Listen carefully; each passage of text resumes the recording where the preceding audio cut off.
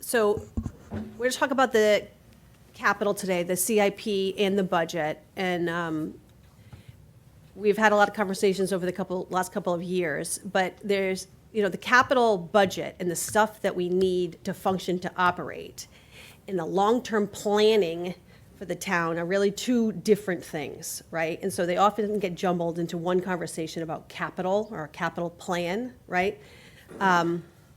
They're very different. And so I've asked Scott to come today to talk a little bit about the debt side of it, about the projects and the costs related to that.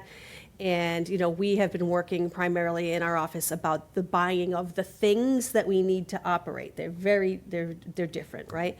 And we're going to talk, too, about the types of funding sources that you have currently available to do those things and the current methodologies that you use to try to achieve these goals, which I have stated before that I don't think are actually meeting the goal, right? And how do we sort of rectify that over the next couple of years, right? So that we can make sure that we're actually maintaining our facilities and our lands in a proper way. So in the budget document, you don't have it today because obviously I'm just here today. My apologies. But our goal today, once we get the feedback from the board on this, is to produce a capital budget, which is currently part of the larger budget document, but it'll be a separate document that has multiple pages in it that you can see. And then in the future, we'll expand this to even include project pages for the specific projects that are going to be added. So to be clear, the town's capital budget is the FY26 portion that is being funded in FY26. It is not multiple years, it is just this next year, right? And my responsibility in building this is to take in the requests from the departments about what their needs are by category, and then have those conversations about when we think we could properly fund these things, equipment or projects that they need, and then what funding we have available, and then a priority status based upon those requests, right? That's what the capital budget does for a fiscal year. So let's talk a little bit about where the money comes from before we start talking about how we spend it, right? So the town currently raises and appropriates through special articles money for, raise and appropriate is taxation. So beyond the operating budgets for the town, right? We'll slide over it.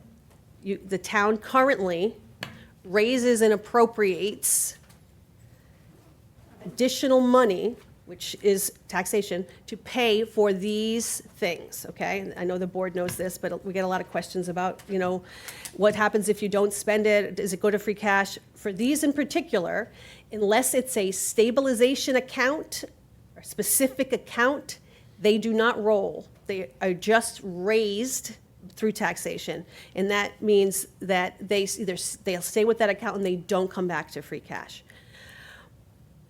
What I will tell you is you're not raising enough, and I don't think you could ever actually raise enough through raise and appropriate to actually meet the needs for your vehicles and equipment or your building and facilities. That's why you use a source such as free cash or even transfers from your general stabilization to offset, to pay for the one-time purchase items that shouldn't be in taxation, right? You've sort of created a weird hybrid.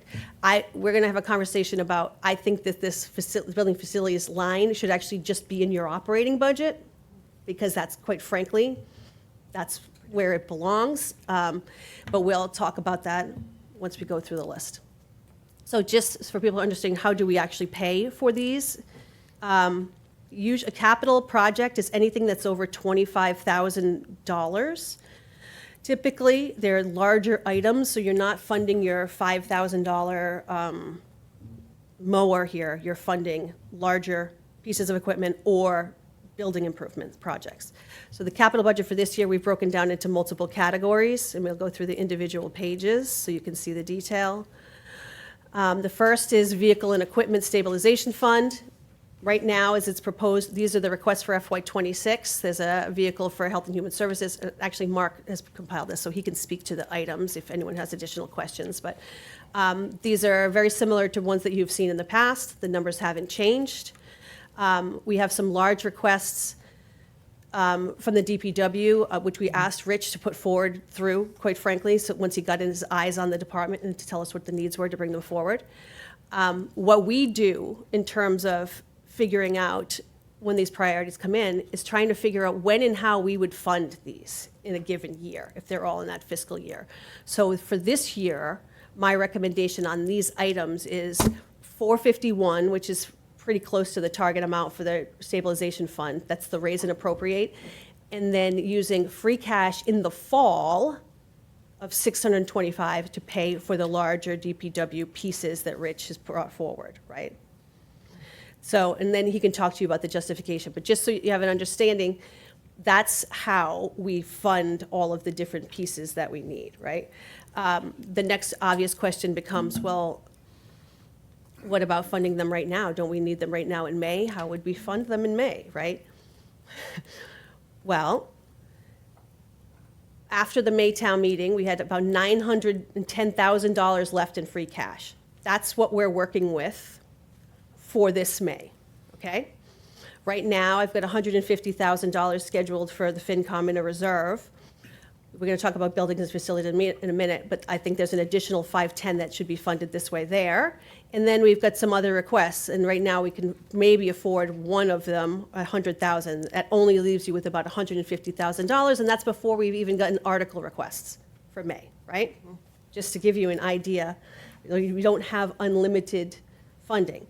The only other place that we could go to pay for these, which is something that the board would have to decide when we get to the point about funding articles, is if you want to go and try to pay for them with something out of stabilization, okay, which you will have funding available there to potentially use too. So, just so you know. Kim, one question? Sure. Before you do that, I wanted to recognize our chair. Mark is on remotely. Mark, welcome. And also, just for folks in the room, because we've got a nice turnout, at a point that Kim's comfortable in terms of taking questions, we'll take them from the board, but anybody in the audience that has thoughts, please bring them up. So, Andrea, go ahead. Just a label, there was a line that said Main Street reconstruction. Yeah, so there, we're going to get to the individual pages that talk about the projects, but I'm trying to just show how that looks in real time in the budget, which is if a request comes in and the only funding source, like Main Street, is free cash, right? And we know we only have a certain amount available, then now you have multiple articles, you have to figure out what fits where. So I was just showing it as an example. That's not 44 Main Street, though. No, we're going to talk about that. Kim, could I just ask a question? too? Sure. The 451,000 that you had gotten to there, that's from raise and appropriate. Is that going, is the raise and appropriate for 450,000 for the stabilization separate from this? Or is- Nope, that's it. That's it. Okay. But when we talk about the next one, it would be separate, okay? But part of the challenge that we have with the stabilization funds, and I know this might be a little confusing, is that the intent of the stabilization funds is supposed to be the accumulation of money over time to put towards projects. That hasn't happened here, right? So essentially, it's becoming really just an accounting hassle for Jen to have to deal with, because what happens every year is that the money gets approved as raise and appropriate, it gets transferred into that stabilization account, because that's how you voted it, and then it gets immediately transferred out of that stabilization account to fund these projects. There are so many easier ways to do that, that are more transparent than this, right? But I don't think we have time this year to really unravel this. So I do have, luckily on vehicle, last year we did a great catch-up year on vehicles, so we're okay this year, which is why we can use the traditional amount around 400,000 that we typically use, and then if we're pushing these to May, to the fall to see if we have free cash for the DPW, we're good on vehicles right now. That is a different story entirely in building and facilities. And we're going to get into this a little bit further. And then, just so everyone knows, we are going to go through the individual pages about what the projects are, but I just want to give you an overview of the funding, okay? Building and facilities, this is more about the operating budget for the year. The departments do have money currently. Some of the departments have money in their operating budgets right now to do ongoing maintenance related to their buildings. That's fine. This Ron has a list of projects that are larger than that, that are typically funded through this account, and they should stay there. What you're missing is the pieces that fit in the middle of that, things that are beyond regular maintenance of a building, but not as big as a roof replacement, right? You're very underfunded in terms of building and facility maintenance, and we've talked about this before. So what we were trying to do this year is try to get a sense of, if we just had a list of our current facilities, and some of these do have annual requests that come in, and we put them together, and then we put sort of a dollar amount related to what we think those costs are really, that we wanted to feel comfortable that we had money set aside for. It's not project-specific at this point, just a dollar amount tied to proactive building maintenance, right? Beyond project maintenance, but not regular everyday maintenance. What would that look like? And so the dollar amount that I would recommend is $400,000. Just as a reminder, the amount that you approve for the entire Building and Facilities Fund is about $450,000. What I would start doing, this is how you normally see it come in, right? These are the projects specifically that Ron works on and puts forward. I would start grouping some of these projects together, like the COA, and I would be paying for those projects as articles together at a town meeting, specifically for that purpose, with free cash. So, Likewise, that article stays for that purpose. correct. Until. So that way, it doesn't disappear. It was approved for that purpose, and then it get used for that purpose, and then the timeline doesn't matter. It's really, there's a separation between trying to back in our needs into what the budget dollar amount is, right? We need larger projects that can be paid for with free cash should be paid for with free cash. They are one-time projects. And the projects and their need shouldn't be in competition with each other based upon the limited dollar amount that's from taxation, right? This is like, if there's free cash or like that 1.7 million that's in stabilization that we want to potentially use for multiple projects in the future, right? That's something you have to consider when you're talking about larger projects. Like something like a roof replacement that's known is a one-time town meeting type of article. It shouldn't be considered as something that has to be funded through a building stabilization account against all the other needs. It's very challenging. So I'm recommending that we actually voted a little bit differently this year, and we can talk about it, right? This is what we're doing here today. But I want to create sort of a reserve in the same way. I want to take the $400,000 that would have been raised and appropriate for the stabilization account, and I want to vote on it as part of the operating budget, just like it's listed, but not into the stabilization account. I would put the additional amount that Ron needs for his projects, an extra $100,000, and the money for these projects, right? These would be articles with free cash. This would be raised into that account, and then this amount would basically, much like the FinCom reserve that we had last year, it's in your operating budget, available for use for your buildings during the year. So that's, Can you handle a question? sure. Some of our items, like you mentioned, a new roof, I'm thinking window replacement, transitioning to all electric, we've got to retrofit our buildings. How do you tease out where, is there a dollar amount? We know if it's over 25,000, we hit this threshold. Where's the upper limit that would separate that from having to keep a line item budget, we can handle it through that account, versus a warrant article for that particular investment? $100,000, you know? I mean, it's just kind of Yeah, arbitrary, right? It is. I mean, and again, based upon what we think that we can afford in any, you know, it's like making a soup. Every year it's going to change a little bit based upon the funding that you have available. So if you have free cash available, you should utilize it. If you don't, then you have to go back and sort of prioritize what gets funded through what. Like, what is your appetite for paying for projects through taxation, right? That's a question that, you know, has to be answered. I mean, But I'm thinking of our roadmap also, where we're going to need to tackle in the next few years, next decade or so, how we retrofit our buildings, how we respond to low-lying roads. There are significant investments ahead that if we start merging our 1-year, 5-year, 10 and 20-year lookouts, we should be able to build a very predictable schedule of how we conquer that. Correct. We absolutely need to get on a real schedule about the long-term maintenance of these buildings, particularly if they're not all going to be replaced in the next 5 years, right? There are real costs associated with maintaining aging facilities that are currently competing against each other. That is quite, it's not responsible, is that's sort of the way that I'd say it, which is we have obligations that we have to meet, right? And this is sort of just to get you there is no one place right now that you would look in the budget or anywhere and you would see the list of all of the different locations that we have and the types of projects that we do that run during a year that might be unknown, right, related to those buildings, right? What we've done is say, well, we've got about 400,000. What can we afford to do with it this next year based upon what we know? This helps you quantify really, in real time, how much property you have, right?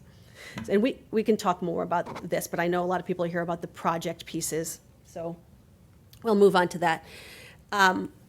This year, in an attempt to sort of help people understand the different types of larger projects and the planning that goes with them, we get a lot of questions about this. For this CIP this year, we've separated these into the different categories to help people understand, one, what the funding source is, and two, what they really are.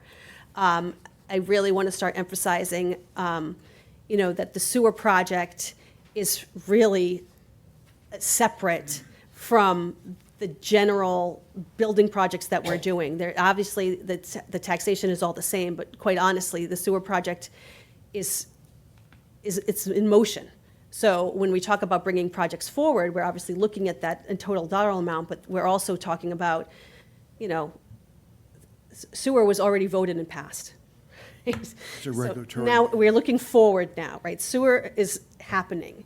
So now these are the other pieces and how we move forward with the multiple competing, capital projects that we have. So this year, we have requests for FY26. The request for Main Street reconstruction, we have a $350,000 request for Old Colony Road construction.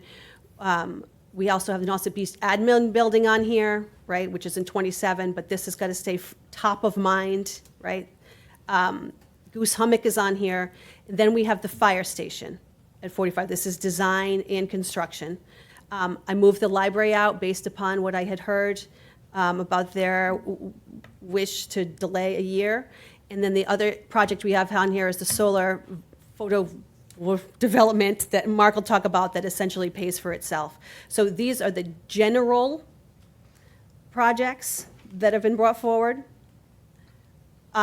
So what I can tell you, so for 26, and then these are the out-year projects, okay? Kim, the absence, even though we've discussed it through as commissioners, the absence of dealing with housing, both at the Nauset Beach and around Skakit Beach, the properties Galligan and the hotel, is nowhere on this list. Is that on purpose? So beaches. it's in beaches. Okay, great. So so these are general, okay?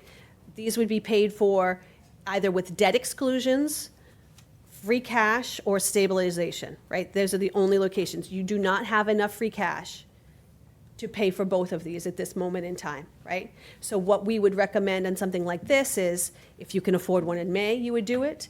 If you afford one in fall, you would do it, but you would also debate if the timing is right on either, right? That's what goes into a CIP, right? So these are our requests at this point in time. The sewer project, this is the amount of debt related specifically to sewer that you'll see. Here's the FY26 portion, so you're going to be seeing a large request. Scott is going to talk about the actual, what this really means in real time when I get through the list. And then you'll get a sense of like how much of this debt, right, is already sort of ongoing, right, and how much of it is new. Only comment about the Bay Ridge, Kim, is That is not an identified facility or need within the CWRMP. Okay. It's listed as CWRMP implementing. It's not. This is just an outside request for economic development. Okay, That's really, unless, Rich, you agree otherwise, but it's nowhere in our CWRMP state-regulated plan. okay. Don't need to do it for that purpose. Well, let me ask the question. Do you want to have these department heads speak to these projects by category when we're on the page? Or do you want me to go through the whole thing and then go back I'm thinking. in real time? Through the whole Okay. thing, and we'll come back. It'll be quick anyway, because so we have a page that's sewer, there you go. And then we have a page that's water, that, paid for by the water fund, right? Then we have, this is the pavement management stabilization account, just the dollar amount that goes into it. A lot of this is rich. Then we have water quality, you get a sense of how much money goes there. And then in the future, we'd have project information or like data points related to work that's been done, right, examples of work. The beaches, so we've separated out since we worked on the enterprise funds this year. I did a lot of talking at the last meeting about how I'm, this sort of upside down nature of our enterprise funds. And so we've put projects that should belong in the beach enterprise fund into those categories, right? Now, that doesn't mean they could not be paid for through other places, but they belong in those categories, right? And then the transfer station has requests too. And then this is the ambulance reserve fund. And we've got some requests this year. So, Could you go back to beach quickly while Nate's somewhere? Hi, Nate. So you're saying if this is approved in FY '26, probably after Labor Day, or maybe more like October before weather hits, you're going to demolish the admin building and restore, right? That's 65,000? No? No, that's conceptual design. Oh, okay. New building. so why don't we start there? Nate, why don't you come Come on up up. and sit away from me? So as you're coming up, Nate, do address the timing on demo of the existing admin and where that's coming from. I'm going to take Mark's.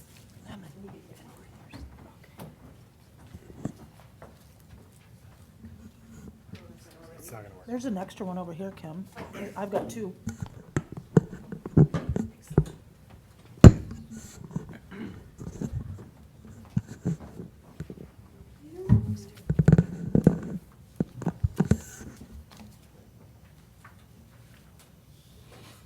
Kevin, would you like me to start with that? Please, yeah.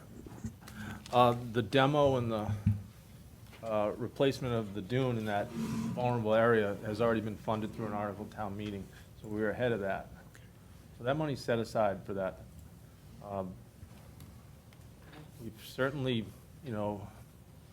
made it a lot further than we thought with the existing administration building. The plan is now to continue that and try to get everything set in place, or as far as we can along on that timeline before we have to take down the existing building, so we can maintain a level of service to the general public, including, brick and mortar bathrooms. So this 65 is design, No, conceptual design. Conceptual design. You'll notice that it's less than the conceptual design for Gavigan Cottages. That's because we've already done a lot of work. We have something to start from. We the have work the vision. which whole group had done. Yep, the on the re- location, right. it fits into the model of the new parking lot. Good.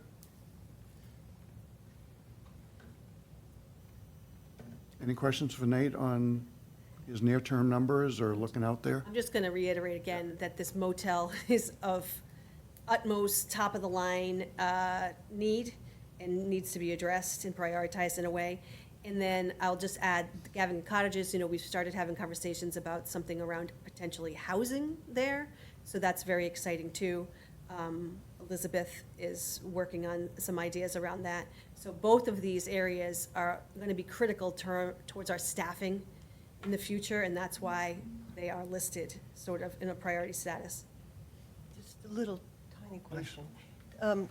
Is the beach already covered in terms of, when we look at infrastructure investments that are about virtual communication, open Cape kind of communications? Skeek it. Beach already covered?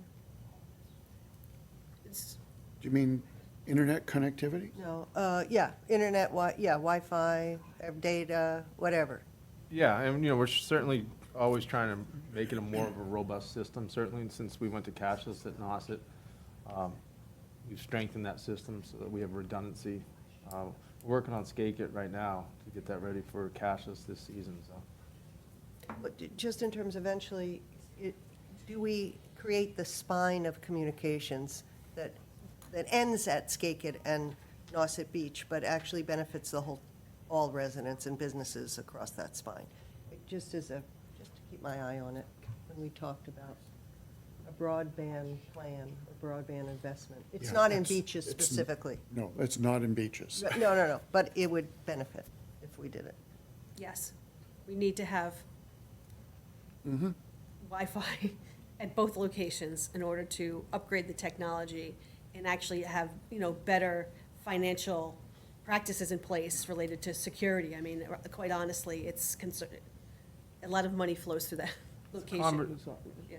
It's a conversation Peter could probably better answer. He does have a significant amount of grant funding, and he's talking about incorporating and strengthening the capabilities at Nauset with that money. But also, Economic Development met this morning, and it's always a constant about upgrading our communications and our investment in that so that our businesses and residents thrive. That's all. It certainly came up during the Fall Music Festival. Yes, we were talking about that this morning, yep. Want to talk about the transfer station, Rich, since you're, Can I, Oh. Mr. Chair? Please, go Can I ahead. ask you- The budget we're looking at on the screen, is that the same budget as was posted on 128? No. It looks like the numbers are different than Right. what's in our Dropbox. right, it's been updated every 2 weeks, so this would be the updated version, right? After today, you'll get a version that's completely updated. Okay, and has those updated versions been sent to us? No, because we You- just did them today. Okay, can they be put in our Dropbox so we can follow along with the updated versions? They will be. My apologies, Michael. I just Okay. returned to the office yesterday after being out for a week. Okay, So, yes, everyone will have them. Transfer station? There's not much to speak on this one. This year's request is to purchase 2 roll-off containers for the transfer station to keep on a timely replacement equipment. Our goal here is to start to transition into more of an operations where we control the delivery of our waste, both our solid waste as well as our recycling facility. So this first year request is to get the roll-off containers. What we have right now is a roll-off trailer right now. It goes behind our tractor, and we're able to move around in the yard our roll-off containers. Next year's request is actually to purchase a roll-off truck to go with those containers that we have, just because they're better suited for the road to be able to start to haul our recyclable equipment. Right now, the costs are going up more and more just for hauling. I think I spoke to you maybe during the operational end of things, where the current cost to take a load of our solid waste from Orleans to Rochester was typically about $600 per trip. The new price quotes we're getting are $1,000 per trip. So, it's going in that direction. This town's already seen the expenses go up on solid waste. And so we're going to have to start planning for something different, where we're going to start controlling our operations in terms of the hauling. Additionally, we could call for a haul, we could call a vendor to come pick up, and even though by contract they're required to respond within 48 hours, sometimes they're tied up with other facilities and we don't get to them, 64, 80 hours later. And that doesn't work for us in the summertime months. We're doing a trailer a day, and it's important for us to move these trailers out and back, so we can't shut down our transfer station. So it gives us a little bit more of a control, and that's the direction that we're going to start going in the transfer station. So you're going to start seeing this capital plan adjust a little bit, particularly in the out years, once we start figuring out where the right time is to make that hard switch where we're going to control the hauling cost of everything, so. And one thing, Rich, too, and I think it was one of the select board members last week, or last time we met, when we were talking about the operating with the transfer station, the enterprise fund and stuff, talking about the different services. So I raised the potential joint meeting with the Board of Health at their meeting last week, and they're fine if we come and join them at their meeting soon. So That's great. We'll see that posted. Hopefully, board members will be back and okay to join them. Their meetings are at 2:00 on Thursdays. Okay, So that's we'll great. get word out. I just want to ask where we stand with resolving the space conflict between the swap shop and the transfer station operations. Is that a plan that's in development? We continue to be in communication with the gift house folks there. We've had a couple of meetings. We're still working on solutions, and I'm pretty confident we're going to come up with something. We've got a few things ironed out right I now. guess my question is this something that's going to need a capital? Not at this time, no. I think we can make some adjustments to be able to accommodate both. So we're working there. That $110,000 number, I just want to say, is still a preliminary number. I find that to be a very conservative number, and I'm pretty sure by the time we get to town meeting, we're going to be able to drop that down to maybe about 80 or 75,000 once we get better numbers that come in. Andrew? Rich, I just want to compliment you on having the foresight to look at the investment required, not just with our own constraints of the cost of doing business, but the external constraints. And I guess one of my questions is, if we were to take seriously that 40% waste reduction goal that the state has been tossing around for a decade, other than composting, are there other investments? Hauling our trash is one thing, having less trash to haul, down the road. I just want to hear eventually if you have any thoughts on that, not necessarily since they're not reflected in the CIP today, but just an ongoing conversation. My observation to this point is Town of Orleans does an exceptional job of recycling. And I think I talked about a little bit in our operational meeting how historic tonnages for solid waste was about 1,900 tons per year in this town, and we're hovering around 1,300 to 1,400 tons now. So there's already been a great reduction over the years, at least that I can see, of solid waste to recycle. So I think you're already making those improvements. Currently, we're talking about food waste. Food waste is, heavy. It does put a lot of weight in the solid waste. Everything's based on a scale in solid waste. So you weigh in, you weigh out, and whatever that weight is. So we're in discussions of potentially having some sort of food compost facility that we could put up in that facility. And once we do, I think that will be some, additional improvements. Other than that, I think not only does Orleans do well, but the county in general has a lot of opportunities to recycle stuff. So although we might not recycle boat wrapping, there are other communities that do, that open up to other towns. So we do have a lot of availability on the Cape. Thank you. Okay. Nothing here, because you want to just talk about what you use these for? Yeah, so have an typically, the water quality, the CIP funding is really stormwater. So it's stormwater projects. Our goal for these funds are really to leverage the funds to try to make them go further through grant projects. So we tried to use this as a match to other grant funds. NRCS is a perfect example. We've done a lot of stormwater improvements throughout the town using NRCS funds. That's where they pay 75% of the cost. We pay 25%. That's where these matching funds come from. The issue that I'm having right now, and over the years, I think we're going to discuss it, is the MS4 requirements. We have requirements that we have to comply with MS4, which is really just how to deal with our stormwater debris, contaminants that are in our stormwater. And we're in our 7th year right now. And to be able to maintain compliance with that, it costs us about $90,000 a year to be in compliance. So when you look at that 211 number, 212 number, you got to take 90,000 right off of the top, and that's going to MS4 permitting requirements. So eventually, I'm probably going to make a proposal that the MS4 requirements come into our operating budget, and then we can focus this more on stormwater, water quality, and make those improvements. So you'll probably end up seeing that next year. I will say our goal for the MS4 from this point forward and using these funds is to start to reduce our obligation with MS4. You can get yourself out of MS4.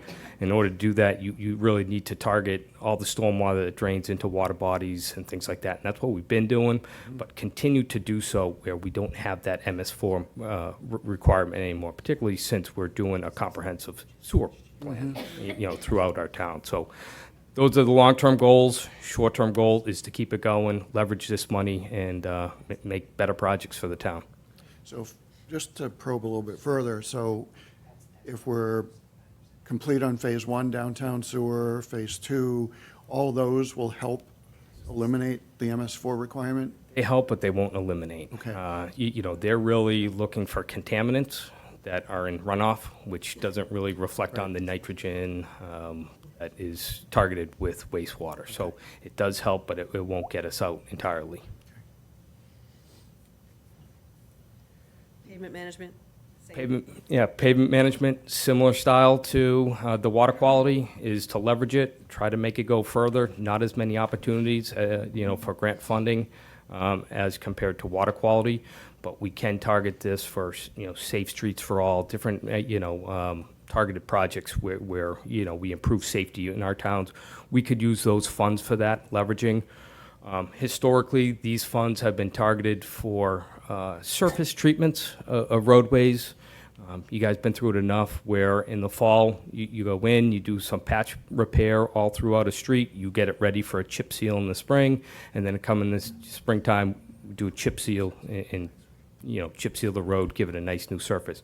We'll continue that a little bit, keep that program, but we're going to start targeting more of the structural deficiencies in roads. Some of these roads have, 2 inches of asphalt, and really want at least 3.5 to get some structure into it, or your chip seal's not going to be able to hold up. So our goal is to try to balance chip seal work with some full restorations, and then be one step ahead, or in conjunction with sewer planning that's going through. Last piece is to get water main replacement into this program, where we can combine all these infrastructure improvements, where we're targeting some water main replacements, then we're taking care of some drainage, then we're taking care of the roadway, and then we're done. We move on. That road's set for 20 years. We don't have to worry about it. I just want to throw out a question that a resident asked me, and I couldn't address it. When we're talking about paving, that's auto-centric, right? Essential safety, everything. Do we have a plan for sidewalk and multimodal maintenance of our pathways in the community? Meaning, so the edge of the road, I've been saying to everybody it's sewer. No, it's just at the edge. If your street's being worked on for sewer, there's no investment in any sidewalk that's happening at that same time. Would we begin to think along those lines, since we are a complete streets community? I think it would be wrong if we didn't, in terms of staying ahead of that sewer program. I think we talked about it a little bit, but we do need to realize that the sewer program is very aggressive, very expensive, very costly, and if we wanted to align with that on roadway and multimodal improvements, we're going to have to be a lot more aggressive with a lot more funds, because these projects, they are expensive. I think we can make small improvements throughout the town and perhaps align those improvements with the sewer project.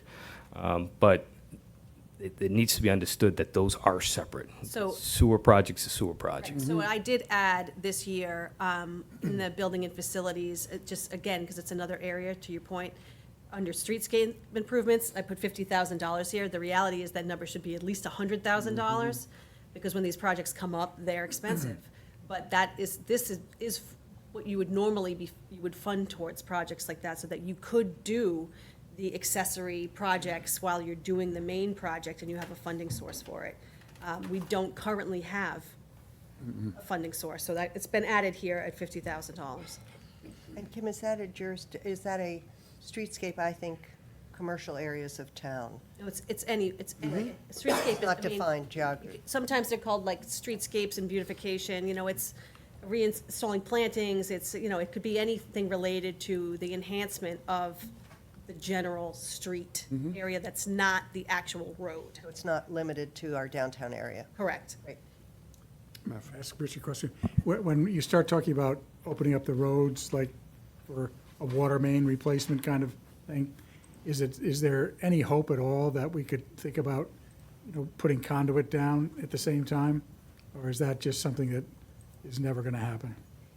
We're talking conduit for Or electrical. for burying Yeah. overhead lines? Yeah, this came up a little bit on the meeting last week about, adding those utility infrastructures into a project, how they really changed the schedule of the project itself.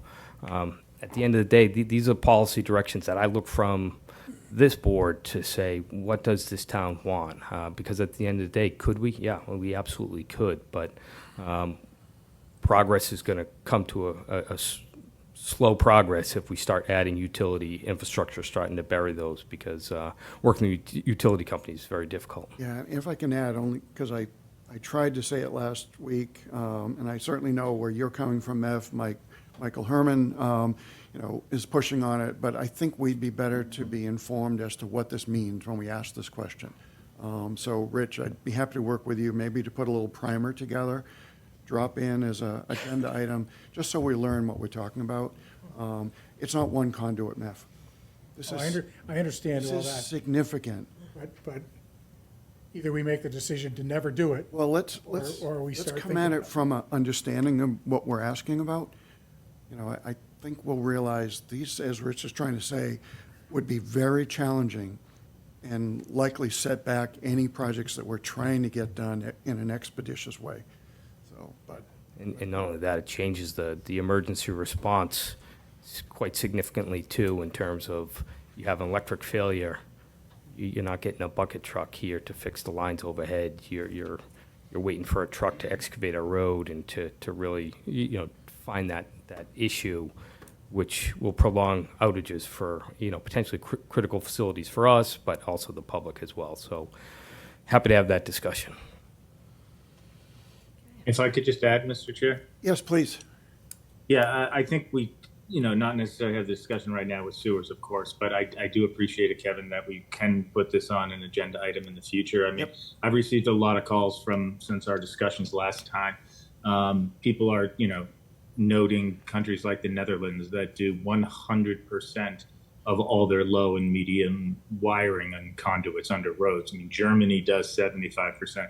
These are not things that aren't done out there in the world. If we even looked at it, project specific, not necessarily following the sewers, but as we're talking about ripping up Main Street in our 10-year plan, I think we should look at it project specific and see what we can do. But we can definitely move this forward. So thank you. Okay. Kevin, Yes, please, Mark. I've had a lot of people talk to me about this as well, and I think I understand the intention. I understand the people that want to have it done. I also understand, as Rich was alluding to, the cost of doing this. We're asking our taxpayers now to pay for a sewer system, paying for a water system. We're paying for our roads, our maintenance, all these other things. So, yes, down the line, we can sit down and have a discussion about this thing that needs to be predicated on the cost-benefit ratio here. And so the feedback I'm getting is, oh, that would be lovely to have all the lines underground, How many hundreds of millions of dollars is it gonna cost us to do that on top of the things that we're already mandated to do with sewering and with water? So that discussion, I think, needs to come later, and I think we need to stop commingling it with some of the stuff that we need to do and we're mandated to do now. We can't afford to do all of this all at once. Thanks, Mark. All right. So speaking of sewers, Do water or sewer? We could do water. I know Sue's with us if you have any questions. 3 requests this year. 2 involve just, our ability to move air. We need air in the street, and we need air at the treatment plant. So with first request, $40,000 is to have our mobile unit with trailer, to be able to get our pneumatic tools, our equipment out there on the street, $40,000 request. The next one is pre-filter replacement. Think about a water treatment plant, think of it as a big Brita filter. You have these filters that also need to be replaced. They need to be replaced in a timely fashion. That's a request for $150,000. And then the last one is the air handler system that's at the treatment plant. There's a lot of aeration that goes on in the treatment plant. I believe we have a current air system that's aging and it needs to be replaced. And I believe this request is to start to develop a plan to address that treatment plant improvements, to address the aeration unit that we have. And Sue, if you want to add anything else, but I think there's also a solar panel element to this to actually provide some solar facility to the water treatment plant. That kind of goes in junction with the other request, more of the town comprehensive one. So you might see next year's request get adjusted a little bit. yeah, that's a great point, because what Mark Reels put out is projects that would allow us to reduce our on-site load for these facilities.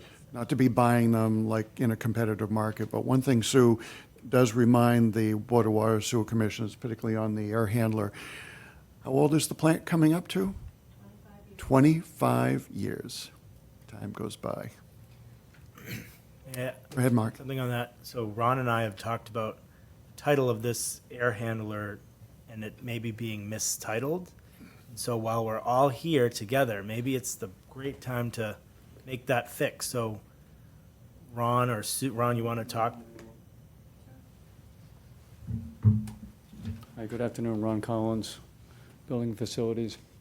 I just want to confirm with Susan, so it's not necessarily an air handler. It's really 2 things: replacement of the air compressors and the aeration system. And to do that, we need to expand the existing room that houses that equipment. And then, in addition to that, there was a discussion if we're increasing that room, the room immediately adjacent to it is the bulk chemical storage. And that room was blocked in, how many years ago? 10 years ago? 10 years ago, and that was to basically separate the bulk chemical system from the attack from the chlorine. So that whole entire back of the building would be bumped out to serve those 2 purposes. In addition, to do that, we would most likely have to remove or relocate the generator because its proximity to the air compressor and aeration room. So it's just more about equipment, a lot more than equipment. It's actually a building expansion as well. Okay? So the point is, does this title really match the realities of what this Yeah. project is? Typically, an air handler is HVAC oriented, and this is strictly process equipment. So what would you like to We revise the could name? call it process air, compressed air and aeration equipment is the driver.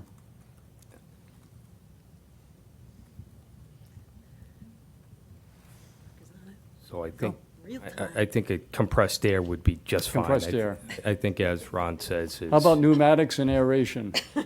Well, no. Pneumatics and aeration. NEUMA. Okay, we know we got to, Okay, All right, that's water. made some adjustments. We talk about sewer. So Good question was raised earlier.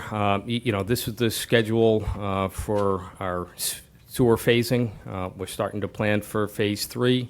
We're working right now through the process of identifying what the Phase 3 area is, getting ourselves on the intended use plan, which we know we are with DEP, finalizing the application with DEP for SRF funding. What we need at this point is construction funds to be approved at town meeting to be able to move forward with Phase 3. So the second one on the list is the big one, which is the Phase 3 construction, $40.5 million. That's the request right now. We may see that drop a little bit as we get closer to town meeting. We're trying to get under 40 if we can, but as a placeholder, we're holding 40.5 million. The one above that, the 600,000, that is for Phase 2 connections. This is our ability to use our engineer team, the consultant engineers, to help with all the residents as well as commercial businesses to get connected to the sewer. They help review plans. They work with the public to get them a connection. They help facilitate the connections in order to get everyone connected to the sewer system quicker, which is very important for us. I'll skip over Bay Ridge right now. The other one is for monitoring support. This is a yearly request. Again, our consultants help us with the Wastewater Management Advisory Committee, do a lot of support there, providing them with information as to where the system is, as well as addressing future planning efforts. So they provide support there. They'll provide support with the namescape monitoring. As well as just overall sewer management support, as well as the operation, as well as the capital development. So those are the three fundamental requests, and then the other one, the fourth one, is the Bay Ridge design and construction. Kim may be able to speak to the potentials of this area, and I do acknowledge what the Vice Chair said, CWRMP. It is not on the CWRMP plan. I think when I submitted this, the thought was anytime anyone saw CWRMP, they knew it was a sewer project, so I could change it to sewer implementation, Bay Ridge design and construction, just to clarify that. But you are 100% correct. That is not part of the plan. That is outside of the plan.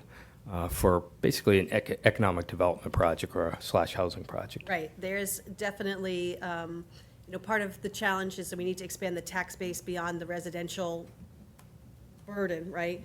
And so there's opportunity beyond Bay Ridge Lane in both industrial and commercial. If we expand, we sort of expand sewer now in those areas and provide access to it, that we could generate additional tax revenue based upon different, to offset the tax burden. So there's a larger overview of the areas that it would touch if we went there, but certainly we want to be considering it now rather than, let's say, Phase 8 or, 10, because the benefits potentially, as we're considering our new density zoning and, all of the challenges we're facing around housing, like now is the time to be considering this project, and its potential benefits over time. I mean, essentially pays for itself in the amount of revenue that eventually would generate over time, So those are the, and, in addition to just nitrates, I think it's important that people understand that the sewer can provide something else that benefits the community, which is this balance of taxation, right? And we want to grow in certain ways in certain areas, so.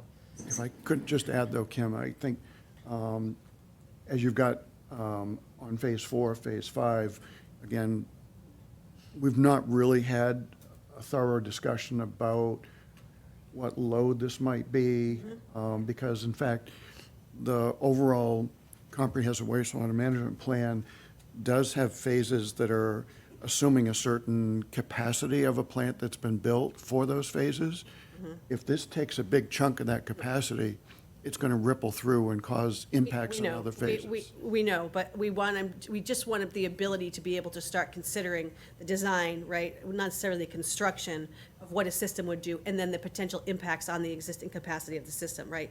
And benefits. When we make these decisions, right? Sort of the authority to look into the expansion of the project, right? In a sort of, that wasn't considered when you were doing your original phasing. So if it helps, if I wanted to break down that $12.1 million, $1.6 million would be targeted for design, where $10.5 million would be targeted for construction. So We could always break them out. yeah. My reaction is, I know, it's design, construct. My initial reaction is I would split them, only because it helps tell the story that we are going to go through a planning process and factor in the Fine concerns. by me, as long as it's in the mix. Exactly. Right. Meph, you had a question? I just wondered whether when these kind of sewer numbers are put up there, whether there shouldn't be a footnote that at least it talks about the, Scott? Ready to go on what you're about to say. Go ahead, finish.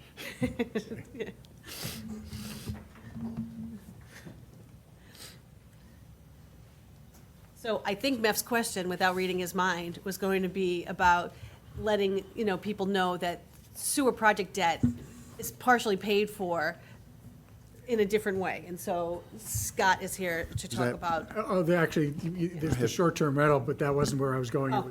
It was the 25% Keep an island to water Cape Islands, protection. thing that would lower that to 30. If that is doing, I just think that's a big enough potential piece of information that oh, definitely. is worth letting people know about. So I just want to, Scott's, I have, Yeah, I'm going to need your. So one of the things that I've asked Scott to do this year that we haven't included in the past is sort of a real-time breakdown calculation of what you're actually paying for when these things get approved. And we're starting with the trickier one, right, because sewer is multifaceted, but I'm sure he'll handle it just fine. And then we'll talk about general in the same way, because it's important that people understand when these are passing, how much dollars it actually equals, but that it also doesn't necessarily mean it all gets borrowed at the same time, right? Which is tricky, but we do want to give as much transparency we can about right now, at this moment in time, what we think it would cost an average person if they approved something like this, right? Now, it might fluctuate depending on when it actually gets borrowed and what the interest rate is and what the term is, but like just in general, what does this mean in terms of impact? So, Just before we go down into that, when we look at, a possible new sewer project and the investment, could we also talk about and again, if it's not part of a downtown plan or East Orleans plan, what are the other investments that need to go with that so that that investment isn't siloed, so it connects back up, whether it's sidewalks, whether it's, bike path alternatives, whether it's kind of streetscape investment along that way, so that the economic benefit of that investment is whole in our planning. And even if it comes from a different department, but it's like investing in roads and not sidewalks. I just want to make sure we're whole in how we think about a livable community when we do these investments. I would love to have a larger line for that. Oh, this? Yeah, great. We're switching over. This is how we roll this week. We make it happen. Mr. Chair? Yes, please, Michael.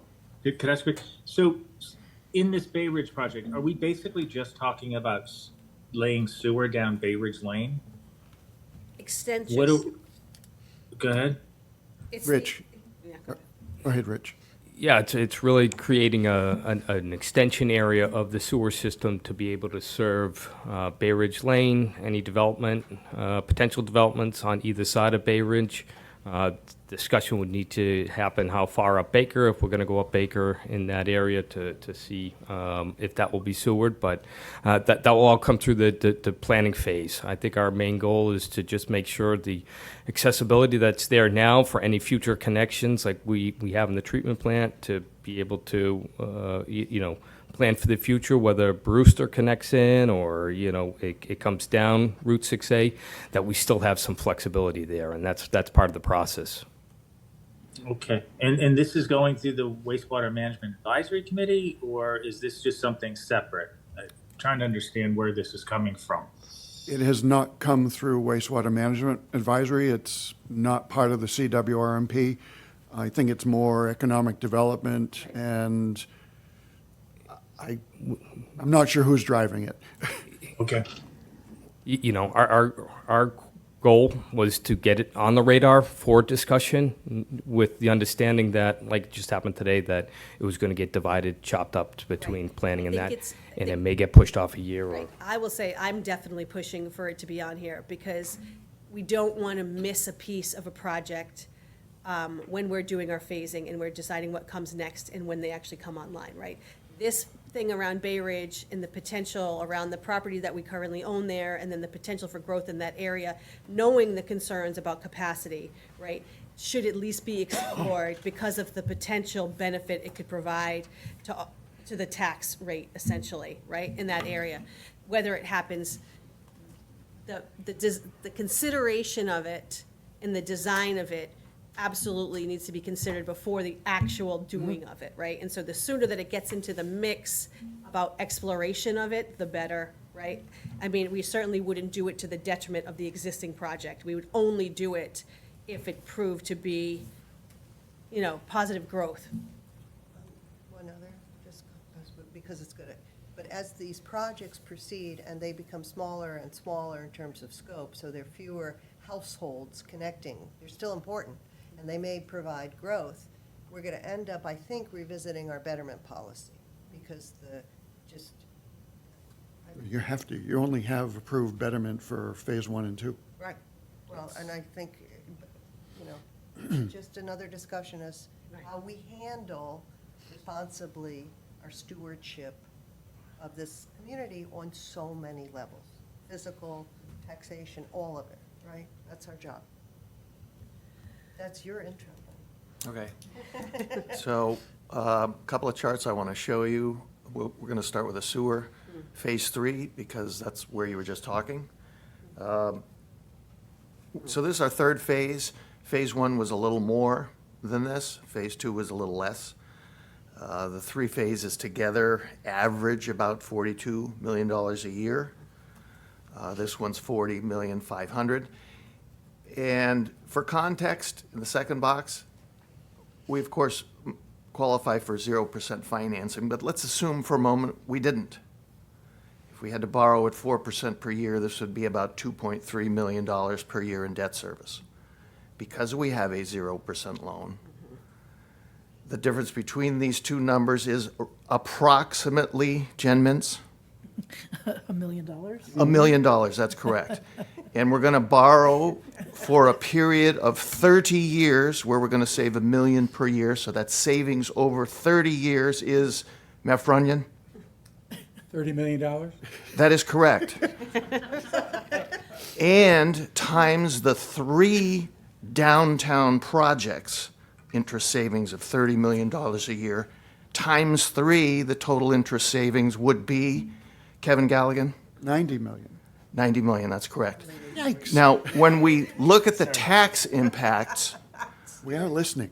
on the individual, that part of the savings never appears. All they ever see is, what is the additional cost on my tax rate? What is the additional dollar amount I'm going to pay per year? Let's not forget the tremendous savings.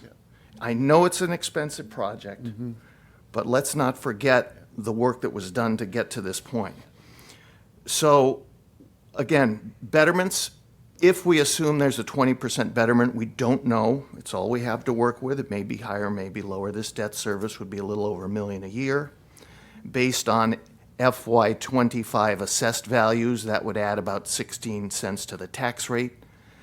This is some new information here, about $136 a year on an $850,000 home. I think this is a useful percentage. It's about a 2.5% increase in that individual's taxes. That doesn't change regardless of your assessment. Everybody would see about a 2.5% increase on their bill. That's about $11.33 cost per month on this house. Now, I picked this value. Brad did some work down here. There's some Brad notes here. These are high notes, I call them. Thank you, Brad. The class of properties that have the largest amount are those valued at $1 million to $1 million, both for year-round and seasonal. The numeric average value, however, is just under 1.2 million because it gets skewed by the high-end properties. So part of the problem is, well, what value do we want to use? When you say the average homeowner, do we want numeric? Service area. Do we want the one that encompasses the most homes? Essentially, if we take the tax rate and multiply it by 850, that's how many thousand this example takes into account, gives us this number. If your property was valued at 1.2 million, we would take the tax impact times 1,200. That's kind of the math you do. This would change, this would change, this would not. Your percentage would remain the same. So in terms of the next phase of the sewer, this permanent borrowing wouldn't occur until FY '29 at the earliest. So we're trying to use FY '25 valuation numbers to predict something we might see in 4 fiscal years hence. Becomes difficult. Now, Brad couldn't take this assessed value and punch it out at growth of X amount per year over 4 years. We could come up with something that may be more attuned to where we're going to be in 4 years. But if this came online right now and we paid it right now today, this is your tax impact. Yes? Scotty, I have a bizarre question. I'm thinking back to kind of the crash in terms of real estate values. If the community happens to lose real estate values rather than the steady climbs we've been seeing, Yeah. how does our ability to pay for this change? Okay, so there is an inverse function there. If the assessed values go up, the tax rate implication goes down. Brad just quickly came up with an estimate for FY '26 for this value. Of course, it's higher, so the tax rate impact is a little lower. So the opposite would occur. If values were to fall, the tax rate impact would increase. It's an inverse relationship. Now, of course, the large whale in the room is the firehouse project. So, which we haven't got to the general part yet, but we might as well go there since you're already here, which is, we know the amount is 45 million, right? The other smaller projects is a 5 million and a million, and we can talk about those. We'll talk about them next, but go ahead, Scott. Okay. So we have a 45 million ask. Part of it is design, part of it is construction. It's likely the design phase would be a short-term borrowing for a year or two. Then the construction would follow after that, probably in a couple of chunks, if you will, rather than all at once, depending on the construction timeline. So again, probably not a permanent borrowing for another 3 to 4 fiscal years. Using the similar sort of analysis and math, this one we do have to pay interest on. I'm using a level debt service at 4%. Our most recent issuance that we approved a month ago was 3.6-ish. I'd rather be a little more conservative. For FY '25, your tax rate impact is 39 cents per thousand. So if we borrowed this all this year, the 624 that is our current tax rate, we'd add the 39 to it, and we'd be at 6.63. Again, using that $850,000 home, the firehouse would be about $331 a year increase on the taxes, which is $27 a month, roughly 6.25%. And again, whether we change the house value or not, all house values would see a 6.25% return. It's just on a larger tax bill or a smaller one. And again, here's the high notes at the bottom, same as from the other chart. You know, as our assessed values rise, the tax rate implication would be a bit lower in the future, likely to be the case. But this is a large ask. If this was all borrowed today in FY '25, this is an accurate rendering. Everyone's tax rates would increase 6.25%. So that's a good number to use for any citizen. Yes? Do we have any significant debt load dropping off? Well, I guess the good part of both of these projects is there is drop-off and debt paid down over the next 4 years till one of these potentially comes online as a permanent financing. We've always got items that were issued years ago coming due. There's a large land purchase, the final payment, we borrowed it 20 years ago. It comes due next year, these types of things. So there's always going to be some roll-off. But I got to say that with the sewer project, it is a mandated thing We have more coming on. Fortunately, it's not as bad as it could be if we were paying interest on it. But it's always going to be there, and it's always going to be looming. And I dare say there will be more coming on than coming off. Yes? But I had that question too that Andrea asked, and I think it's probably too complicated to try to do, but when you start giving people the impact of a specific segregated borrowing on their tax rate, it loses the context of how that is going to really appear in their tax bills, because there's other moving pieces and debt changes that might lower that or raise it, or probably I'm really talking about lowering it. And if it's. It's not an exact science. There's a Right, lot of moving pieces. But What's I the guess- best we can do to try and give someone some clarity on what this might cost me? You know, we often see this type of thing. Well, it adds X amount per thousand. I think for years we sort of did that in the warrant, but I think maybe adding a dollar amount per dwelling or a percentage is a little more transparency that some people could grasp a little better. Maybe we want to start doing this. Right, it's easier to explain to people, when it comes online, it's gonna cost around $30 a month for a house that's about $850, right? And so if your house is more than that, it's gonna cost a little bit more. If it's less than that, it's gonna be a little bit less. But that's just so they have an idea of what the number is, because most people don't understand cents per thousand times. I mean, they're not doing that. They really wanna know, and they wanna be able to decide when they're casting their votes, right? Is this worth it to them in any given year, right? So, at this time, right? So I think this is helpful information, at least conversationally, for people to have, so they get a real idea of quantifying, right? Because it's the way that we do the borrowing here with so many bands, and quite honestly, it's actually so useful, because you think about a project like Rock Harbor, in which you get $1 million grant, right? You don't have to borrow an amount. I mean, the alternative would be borrowing it all right away and not accounting for potential offsets for grants that come in. So you're stuck, you borrowed too much, and then you have to go back. And so it actually really helps to make sure that what we're actually borrowing is the amount of money that we need to borrow, rather than anything beyond that. And now, being pressed for time, we of course could do this for all of the projects for the FY '26. I think the next in line, one that's been discussed at Scott, the, can I just ask one other question? That's back on the sewer. Yep. And you were saying that phases 1, 2, and 3 were all roughly $40 million on On average. average. average. Are all those pre-Cape and Water, the Water Protection Fund awards of 25%, or post? The first, well, those are pre-Cape and Islands numbers, yes. So the actual borrow was less than that. That would be the face value amount, if you will. Right. So all I'm saying is that the award is substantial enough that if that was factored in there, those numbers would be significantly changed. Correct. That's right. Just one important point on that, though, is it changed from a subsidy model, Mev. So the full debt is now the full debt.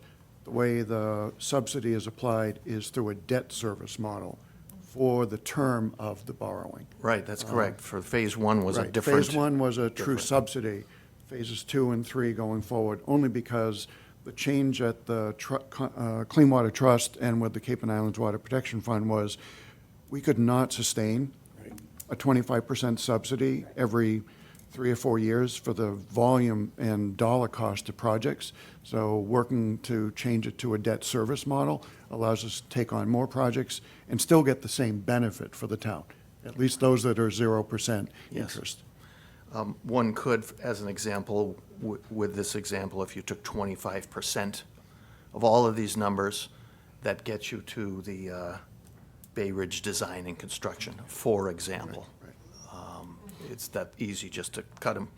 So we could slice this up and apply it to the other projects. I didn't have a chance to get all of them at the same time. This is really helpful. But this is Yeah. these are the big ones. I think 2 takeaways for anybody listening is Scott and Brad are always conservative in what they give us, meaning you're overshooting a little on interest rate, you're not overshooting on the impacts, but at the same time, as you said, remind folks that these are not going to hit the books for sometimes 4 or even 5 years. So we're looking at just a scenario. This is not really going to hit your tax bill next year. It's going to be way out there. Okay. Yeah, Mike. It's saying no. It's still gonna hit, right? My reaction is, we incur the debt, and whether we feel it this year, next year, or the following, the impact is there. We didn't incur the debt, we incurred the We obligation. incurred the obligation. Correct. The impact is gonna be felt. It will, yes. And I think, it might make you feel good that you have a couple of years before it hits you, but you have to face the fact that we're gonna pay for, to repay the principal of the sewer. But to Kim's point, she's trying to say, let's present you with as much transparency of information so the voters make a logical decision. I couldn't agree more. I agree with that. You guys should step to the Yeah, please microphone use a if you mic. are, so everybody can hear you. We'll welcome the participation, but come to use the microphone. I'm going to get Jeff next. Okay. Fire is next. Thanks, Scott. Thank you, Scott. Don't run away. Nice job on the math. Impressive. This is more than the typical CIP Yeah, level meeting we've discussion. Yeah. ever Right, had. yeah, we do have multiple more for Rich, but I will have these guys. Well, we were just talking about the fire station, and I mean, I think it maybe should give you some peace of mind that because everyone is so well known about the need for this project, that there's not even a question about what it is anymore. So I think we should at least take a couple minutes to talk about it, since, we are absolutely pushing for this to move forward in May. Yeah. So, give you the chance to talk about it for a minute or two. All right. Good afternoon, everyone. I think it's another opportunity to discuss the urgent and pressing need for a fire rescue station that we've been talking about for a long time. The current station has outlived its useful life in space. We continue to have daily maintenance issues. The infrastructure within the building is failing. We've had air quality issues. We have space issues. It is time to move on to a new building, desperately needed. Can I interrupt you guys, only because hey, Scott, the mics pick up every conversation in this room, so anything you discussed is now on tape, if that's what you wanted. So, Chief, please. This is an urgent and pressing need. It's a quality of life issue for the staff of the fire department, but also the community.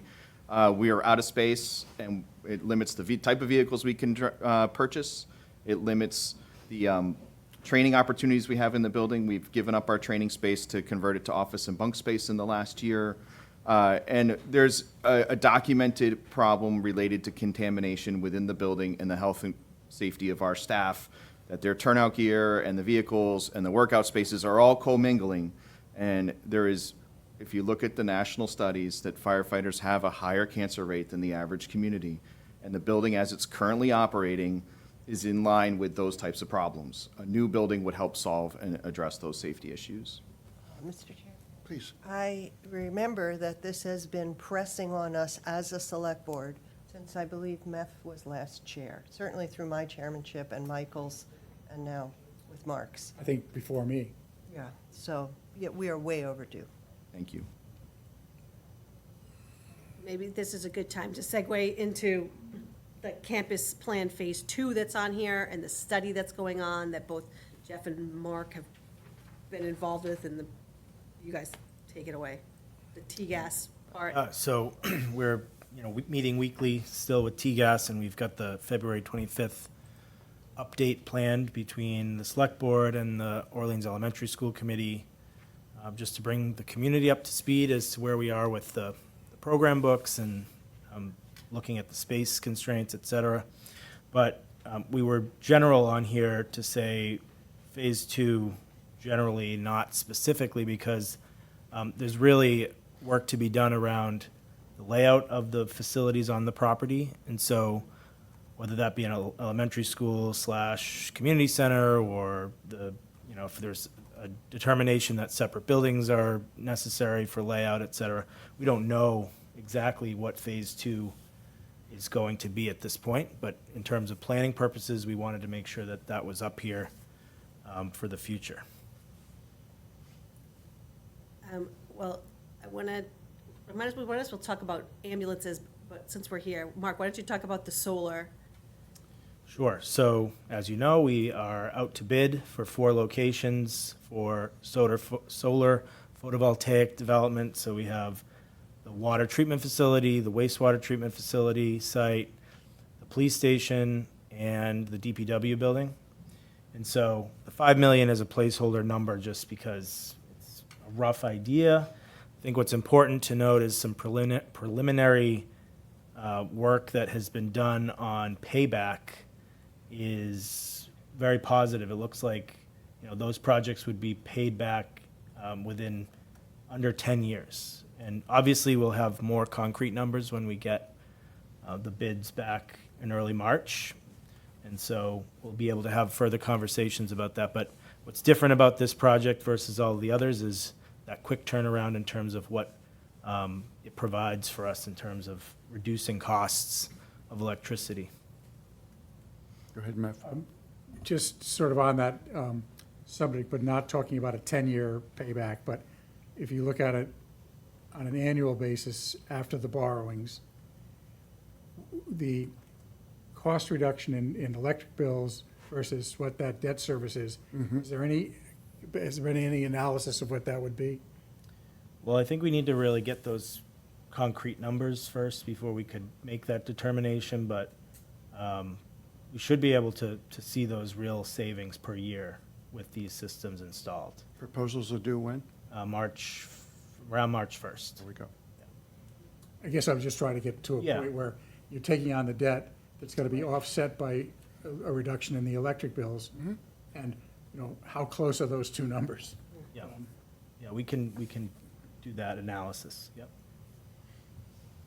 But then, to the point of after the 10 years, or if the numbers come in even lower, after that payback occurs, we're home free. Right. I mean, every year that goes by, those panels are going to live for another 20, 30 years.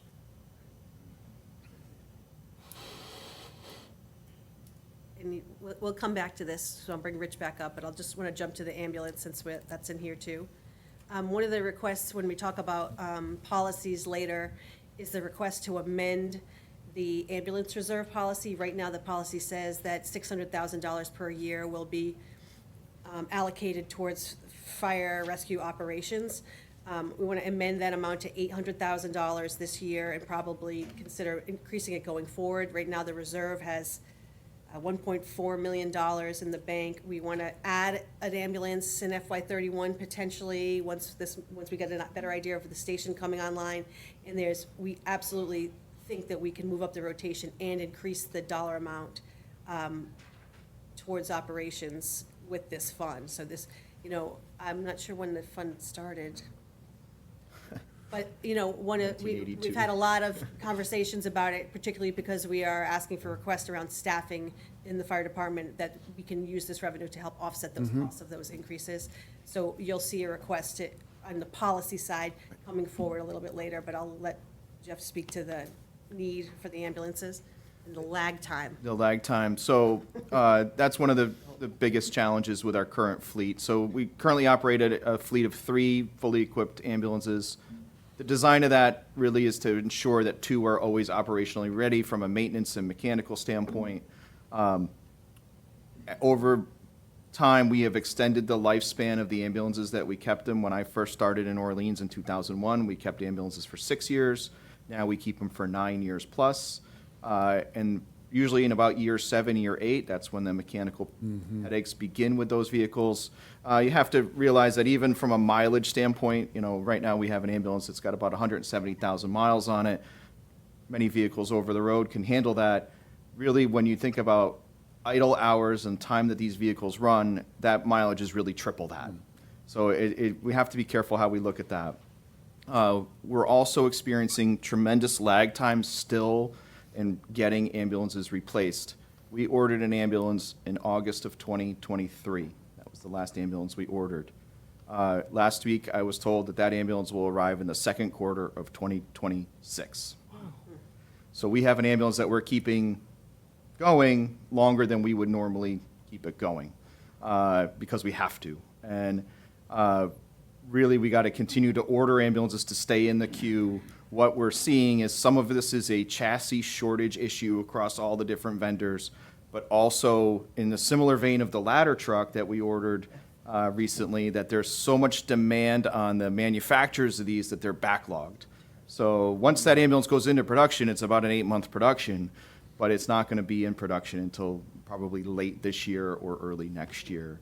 So additionally, call volume continues to trend sort of in the upward direction. And as part of the capital plan, we did look out a number of years to 2031 with the consideration of a fourth ambulance at that point, looking at as our call volume continues to sort of trend in that direction over the coming years, but also the demand, instead of keeping 2 ambulances and sort of the third one's probably going to be down for one reason or another. It's the nature of those vehicles. They get used very hard. Despite a robust maintenance plan, we're always dealing with some challenge with one of those vehicles. To have that third one ready and a fourth one sort of as the next one in line with that. So we're looking out a ways. At this point, the fourth one is not in order, call volume-wise, fiscally-wise, but we also don't have a place to put it. Right. And Which that's is the why it's challenge not of on that, is here. that there are very strict rules within the OEMS regulations on how those vehicles are stored, and we would have to abide by those, and we surely do not have the space in the current facility to do that. Right. So what we're really saying is, in the next year, hopefully the fire station passes, and then we have a general idea about timeline in terms of construction and when that would really come online, and then you should expect to see another ambulance added to this list, sort of in the rotation, so that by the time they order it, it can have a place to live, essentially, when it gets here. I think, Kim, your opening point on this whole line of discussion was there's not enough money set aside for these. And Andrea kind of whispered, and I think we're all realizing that we're in a tariff war throughout the world now for the next 4 years. Steel, aluminum, everything goes into these vehicles. It's coming, guys. Fewer choices means higher costs. Okay. I think you're good for the moment, Okay? right? We'll go back to the other one, so Rich, can go back.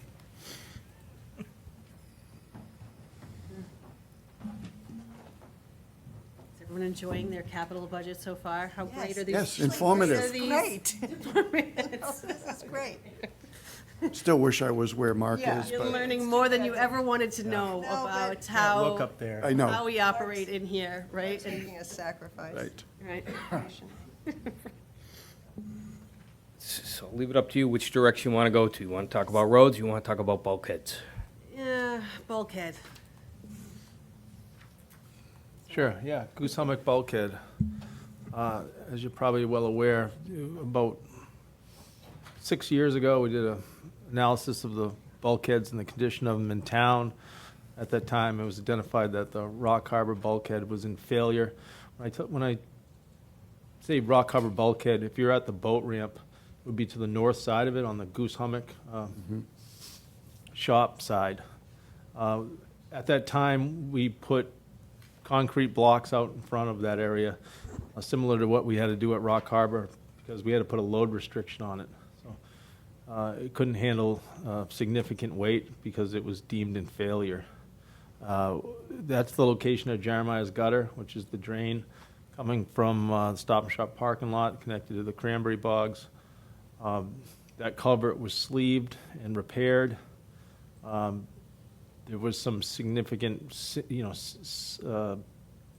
sloughing in around the area where the culvert came out of there. That's all been repaired. We've been working with Phil Harworth, the owner of Goose Hummock, because ideally it's a continuous bulkhead that runs, crosses the property line and goes on to his property. So we'll continue to have those discussions. We have design in hand, or we're ahead of schedule design, and we'll be ready for construction at this point. So really, you know, we know it's a lot to ask to be coming with another bulkhead request at this point, but, you know, we're on track for this repair, and we're going to stay on track.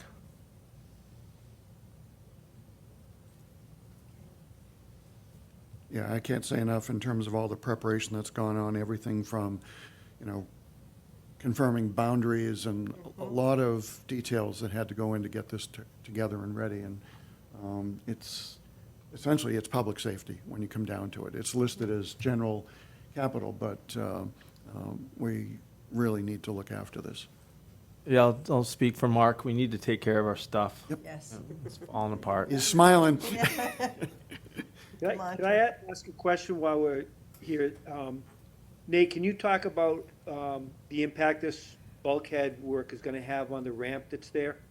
Minimal. The ramp will be open for the season. There would be time of year restrictions in place for the work, similar to what we had to do at Rock Harbor, so it would be done over the winter months. But I don't see any impact to access via that ramp that would be significant. And while you're mentioning it, Nate, just give a update in terms of, and I've been down there because it's just so exciting to watch progress on a construction project, but Rock Harbor bulkhead's going really well. Yeah, you know, it's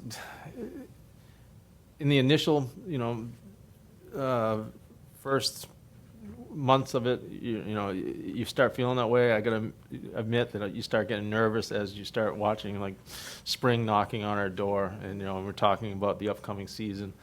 It's an intensive schedule, so they've actually this week shifted their work schedule so that they're working with the tides. They're pouring concrete this week. Wow. We're still waiting for a barge to come in with the pipe piles, which are those, you know, those massive 70-foot long pipes that support the concrete unloading dock. Those will be coming in with a barge. The tugboat has a 9-foot draft. You know, we're lucky if we get a 10-foot tide. You're very title. Yeah. Yeah. But yeah, it's going well, and Rich has been super supportive with the process. We have weekly updated meetings for progress, but you know, the clock is ticking. It is. Yep. And poles are all set down there? They're not all set, but they're moving, they're progressing, they're going in the right direction, which is good. The project is not without challenges, for sure.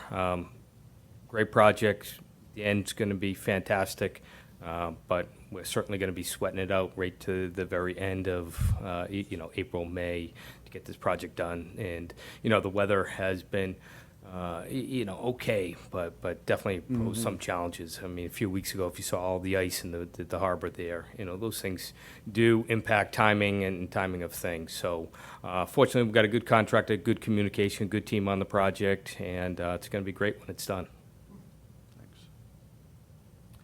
So moving on to the two roadway projects, so we gave a big update to the select board, or, you know, the Bike and Transportation Committee gave an update to the select board on Tuesday last week, I believe it was, really outlining the two projects that are up there.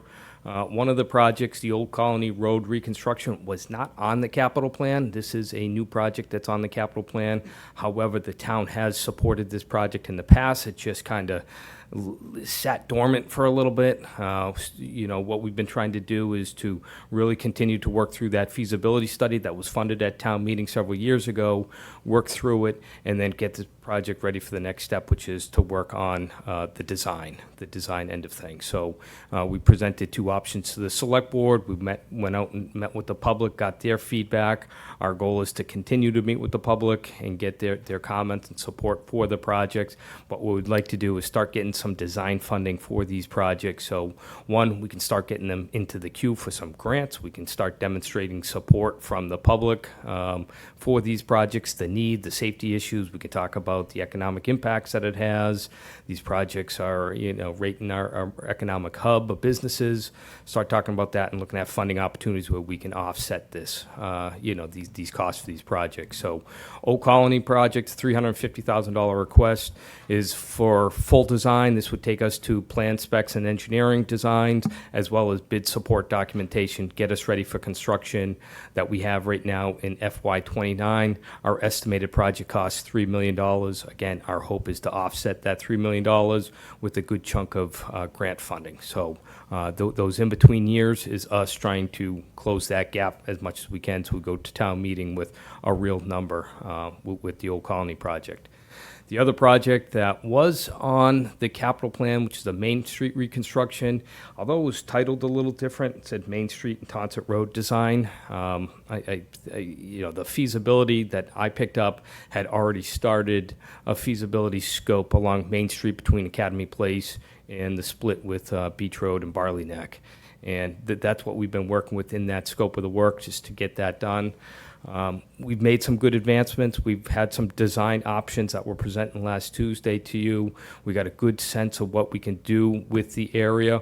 What we want to do is keep the momentum going on that project and use another $100,000 to really fine-tune the surveying and engineering part of the feasibility study, so we can come back with some real implications of what this Main Street improvement would look like. What would a temporary easement look like? Who would be impacted? Would there be a permanent easement? And really start developing, okay, this is what this project's going to entail before we spend $500,000 on a full design. Happy to answer any questions. Yeah, Mr. Please. Chair, if I could. So, just having lived the Main Street and the intersections, at the time, we planned separately for the streetscape improvements, different from the hardscape improvement. Thinking about, this is to address multimodal, would we also then begin to think, again, holistically, because I know there were curb bump outs and not median, but green buffers. Where do we start thinking about, because I don't want us to look like a strip mall parking lot, where we've done the hardscape, but we haven't done the planting, the lighting, not the road lighting, but the walkway lighting, all the things that we've gotten used to on Main Street. How does that come into our thinking as we extend those pathways? Those kind of discussions, they're ongoing right now. I mean, right now, I think what we're trying to do is design alternatives as terms of if you had to cut the road in section, what does that look like? And then once we start to lay that down, the whole length of the road, then we start looking at what are the intersection impacts? How does that layout involve the intersections? And then we start talking about crosswalks, lightings, and things like that. So I would probably say that phase is still part of this preliminary phase that we're on, but would get refined in the next phase that $100,000 request start working in that direction. Back in the old days, before we entered into streetscape improvement, one of the challenges in the downtown was we had the road very well lit, and then I remember at the Chamber, our parking lots, walking out at night after 4 o'clock here in the winter, people would take their lives in their hands because they couldn't see their footing. And so I just want to make sure that we take responsibility at our level for making sure when we do investments that we think them all the way through, because a beautiful sidewalk layout without lighting that sidewalk, if that's part of our plan, or thinking about the plantings along that sidewalk and having that figure into our, no more grass. We're going to use low water, native planting, just the whole thing. Whether we may decide not to invest, but we have to have the conversations about how we invest for the quality of life issues, I think. Yeah, for the project to be successful, those conversations need to be had. And that's part of the public process that needs to be had, not only with this board, but the business owners, the residents, the occasional users, and start to get those feedback so we can see where the alignment of the biggest concerns are, what we want. I know Amanda, already has some things that she wants to talk about economic development, things that she's heard from business owners. So these process, particularly road projects, have to involve a very lengthy public process to be successful. And that's our goal, and that's what we're still going to do with this preliminary process that we're into. We did a little bit with Old Colony, and that was just in the neighborhood. We want to kind of bounce outside that neighborhood and get that bigger collective thought. Gave a little bit of an update to the select board and keep that going so we can refine that design. So when we get into the design phase, we know what we're planning for and all that stuff. I think, Stephanie, you want to chime in? Yes. Please come on up. Okay, thank you. Thank you.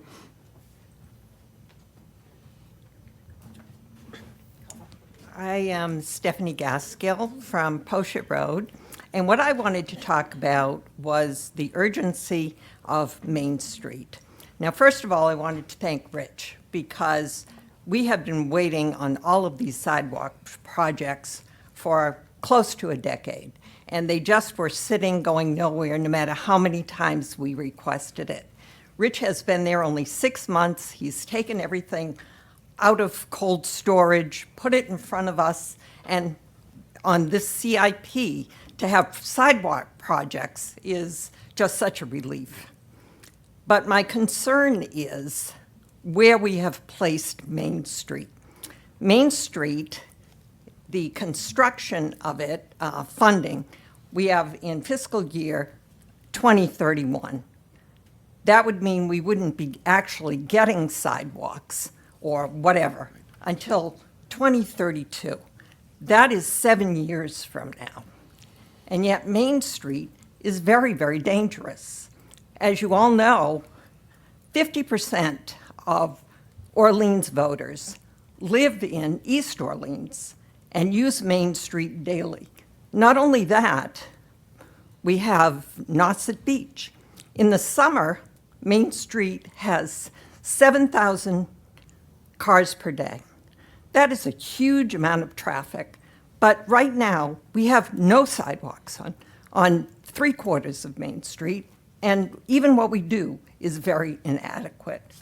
So what I would ask is that we give a larger priority to the construction of sidewalks on Main Street. I know it's very expensive. What we have on there is $10 million. But we also know that the voters of Orleans, when they want a project, they vote for a project. We put $9 million into the piers down on Rock Harbor. We put $2.5 million into the Tonset Road property. So if we have a $9 million project, we would be able to get a lot of grant money for that. But even without it, I know that this will be a project that voters in Orleans will support. Now, I'm very happy to see that we did move the $100,000 into fiscal year 2026 for the on-site field survey, because that does help us move Main Street along. But what I would request is that we have more urgency for the sidewalks on Main Street, and that we try to put some of our efforts in prioritizing that. Right now, on your list for CIP, it shows us a priority 3, at least the one I was looking at. So I would request that we make this a priority 1. It is very, very dangerous as it is now. You all know, just for drivers to go down Main Street with the 4 foot that you have to put between yourself and pedestrians, the only place in Main Street you can go is you have to veer into the opposing traffic lane, because there are no sidewalks. People are walking on the shoulders. So it is just a very dangerous situation, and I would ask that we escalate the funds for the construction of Main Street up to an earlier year, perhaps in, I would like to say, fiscal year 28. I know maybe fiscal year 29, but somewhere sooner than fiscal year 31. Thanks, Stephanie. One thing, Rich, kind of following on Stephanie's, because we had a really great meeting with the like Transportation Committee, you know, went on for 45 minutes or so. After that meeting, I was thinking how extensive this project is. Is it better to start to look at it, similar to what we do with sewers, as phases? As Stephanie's pointing out, is there a way to tackle some really safety-first needs and kind of break this out already, or are we still premature in doing that?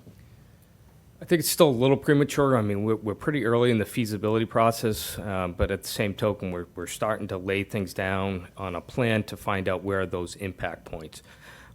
I think anywhere between fiscal year 26, 27, we would probably have a clear answer as to what we want for a project where we can start taking that 10 million in FY31 and say, hey, maybe we bump this up to 3 million in fiscal year 28, where we focus on the north side, where we just do the sidewalk on the north side. And if it is a separated bike lane, which is one of the other options, then we can focus on the south side after. So I think to answer your question, yes, we have some flexibility there. We just need to move this project a little further along to be able to get some clarity, not only about the project itself, but also the funding mechanics, or the potential funding mechanics that we have that can split that up. Whether this is a TIP project, which is a 10-year project, just it takes that long to go through the TIP process, or is this a series of shared streets projects where they're $3 million projects, $2.5 million projects. So to answer your question, yes, we can do that. Should we do it now? We could, but I think at the end of the day, putting something at fiscal year 31 means that we got a big construction cost coming ahead of us. And then maybe as we get through fiscal year 26, 27, we might be able to make those adjustments to break that up into 3 projects to get something done sooner for those safety issues.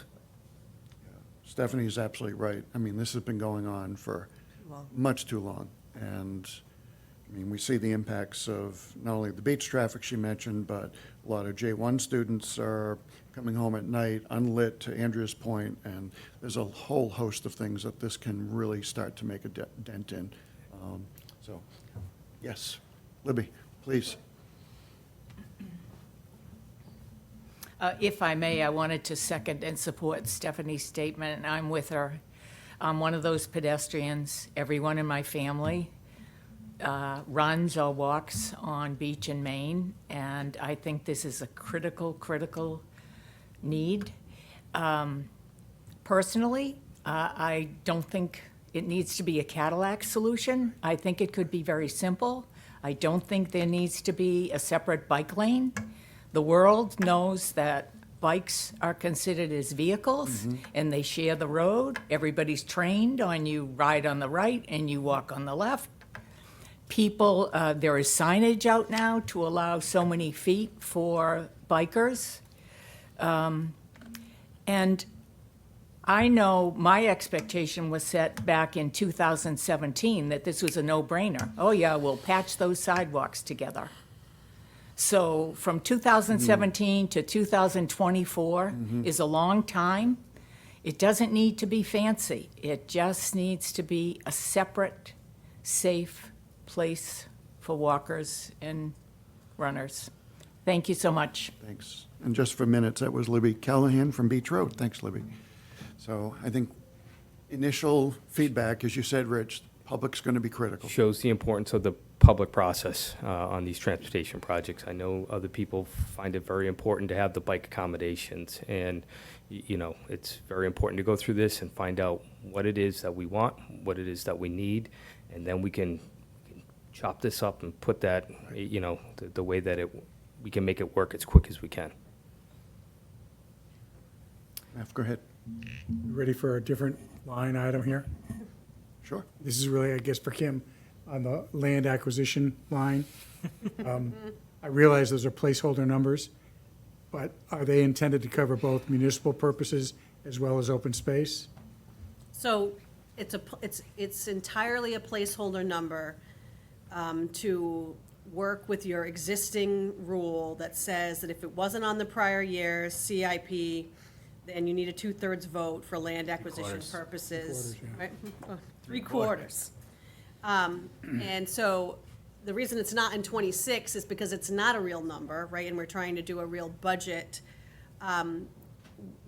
we can add it on, and then it could be, and it could, land acquisition could stand for any number of projects related to the, any type. Anything the town buys in one form. Correct. I would argue that it doesn't belong on here at all, and that you don't actually even need this, and that, the idea that it had to be on the, should amend that rule, because, like, you have the authorization to buy at town meeting any number of parcels. If you've created an additional stipulation that actually doesn't fit the needs of the community, it actually could hinder the needs of the community, but that's a longer discussion for a different day. So yes, that's what it's there for. I added it back in, just, you know. But as I understand it, the number almost doesn't matter, because as long as it's in the plan, Well, that's the thing. It's- you're at the 2/3 instead of the 3/4 for any purchase price. Yeah. But I guess, my last question was, if something came up that the town wanted to buy in FY '26, would we be covered? Well, we'd be in this, so this, We'd be in the 3/4 well, this vote? is in the same exact way before. So I'm merely making a statement here, which is, we are trying, you know, a capital plan, a budget is just that, it's a plan, right? We are trying to be as close to accurate as possible about what goes into the capital budget for '26, which is different than the CIP. Is there actually $1 million that we are setting aside in the capital budget for land acquisitions? No, which is why it's not on here. To your point, if we don't put it on here for $1 million, do we now need to get 3/4? The answer is yes, but that decision comes from you guys and not from me. I'm just most concerned about FY '26, because. That's what I'm saying, if you, right, if you, I think if it's in the CIP, and Lynn might help on this, but I think if, as long as it's listed in there somewhere, I don't think it necessarily matters what year or what the exact number is. It just needs to be mentioned. Well, we did move up the library a couple years ago, right? It was in for 1 year and we I think it moved it says, up. I actually think it says it's the next year. That's the issue. So, yes, but you have to do that, because it's, just say yes, and I will put it back. Well, I guess, I'm just, I just don't want us to get into that point where we got in with Tonsett Road, which was needing the 3/4 vote. I agree, and you should amend that rule. But, yeah, I will put it back until we do, is that? That's a just town wanna- meeting amendment, right? Yes, I just want to get a general consensus, that's what you want to do. Yes, Yes, for me. okay. Do we have a need in FY '26? That's the thing, we don't know, and again, you know, Don't know what opportunities could come up. I mean, it is a bit sort of naive, I guess, to say, I would like to think that if we're at town meeting, like Tonsett Road, asking for the purchase of a property, that we have done our due diligence and we have made our case to the community about why it's of value, and that what percentage it passes by shouldn't be an issue. I'm with you.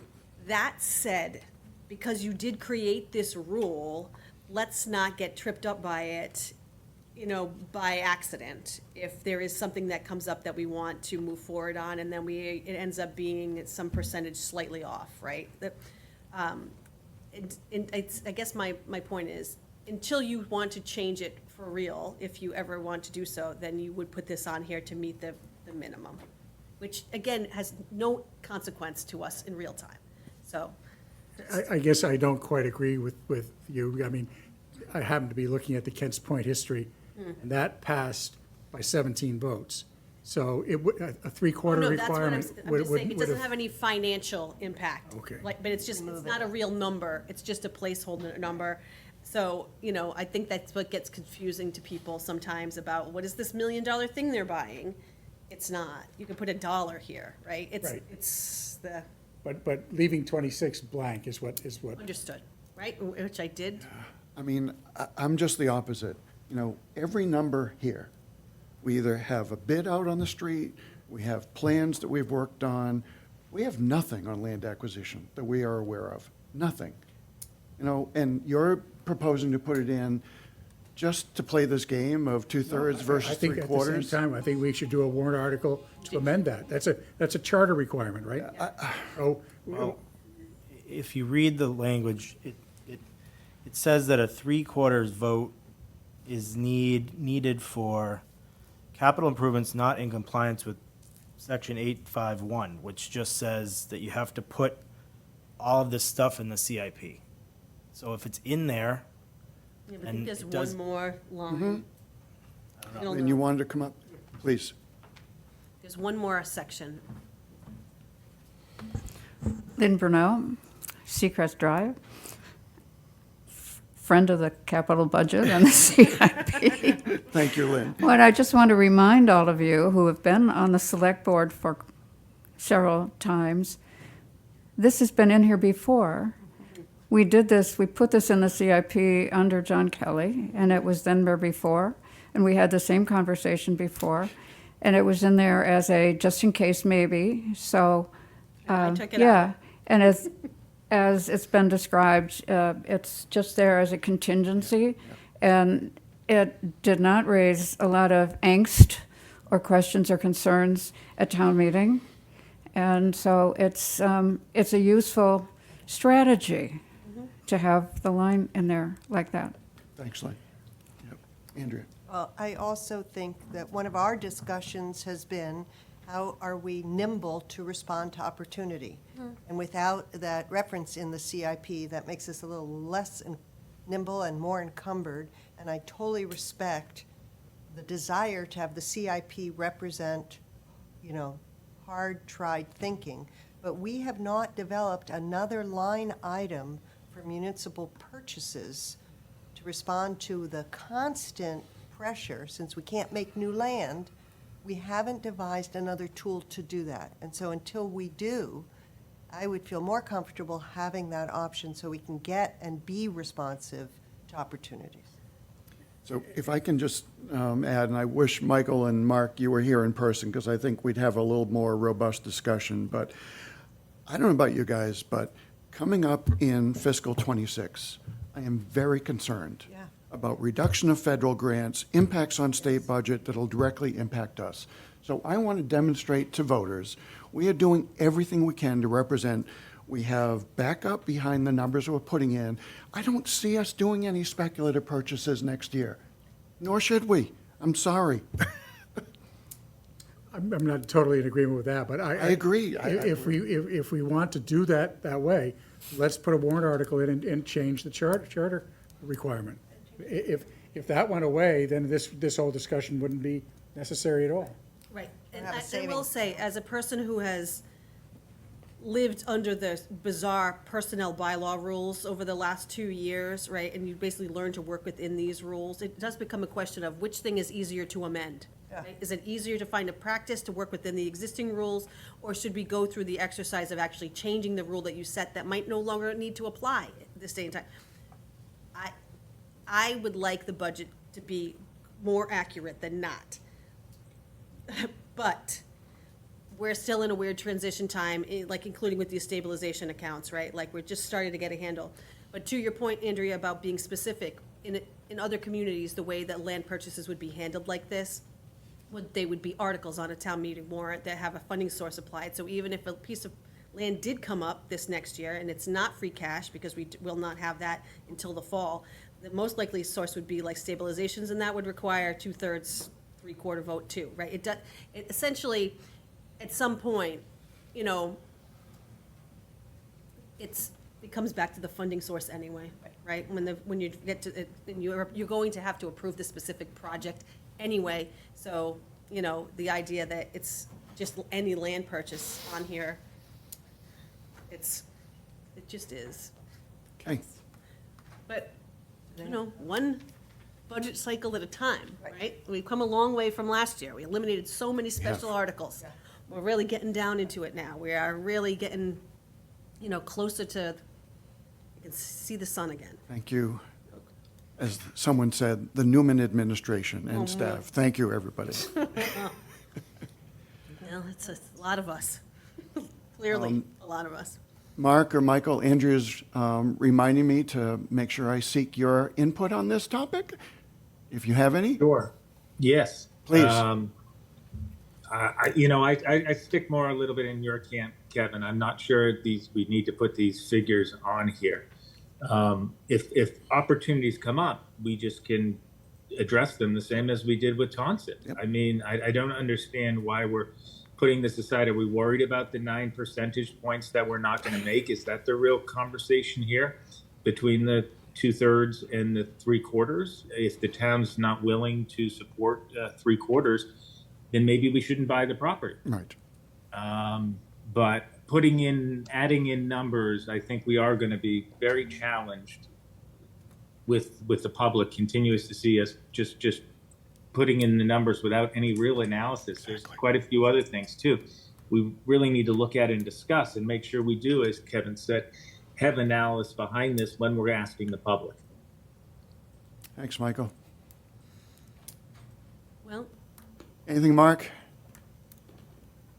Only, I think, follows along with what some of the discussion has brought out, in that without something specific right now, I'm not feeling an urgency to have this there. I understand the flexibility it does give us, but I also think that this year, with the uncertainties that are out there, and I alluded to earlier, just the burden on the taxpayers already, it would be an extremely extraordinary circumstance, I think, for us to go forward as a select board or as a town, asking to purchase more property, more land, at this point in time, trying to take care of what we've already got and manage that, trying to look at what the real needs are and how much can the taxpayers really support.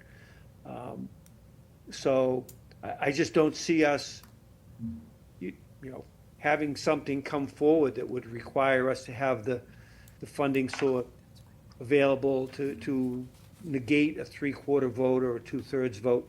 If it's something really important and it comes up, then a 3/4 vote should be something that would be doable.